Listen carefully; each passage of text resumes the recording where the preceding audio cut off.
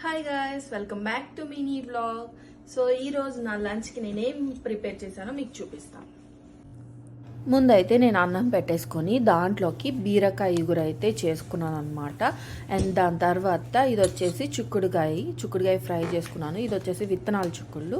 And మా ముగ్గురికి కలిపి ఎగ్స్ వచ్చేసి బాయిల్ చేసి పెట్టేసుకున్నాను అనమాట ప్రోటీన్ కోసం.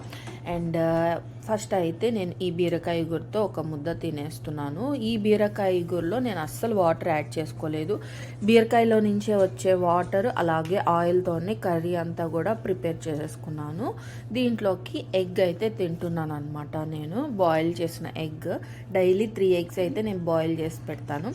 అండ్ నెక్స్ట్ వచ్చేసి నేను రసం కూడా పెట్టుకున్నాను అనమాట. ఒక ముద్ద బీరకాయ ఇగురుతో తినేసి మీ ముందు అండ్ రసం కూడా వేసుకొని మీ ముందే ట్రై చేస్తున్నాను అనమాట. సో ఇది వచ్చేసి మిరియాల రసము. టేస్ట్ అయితే చాలా బాగుంటుంది.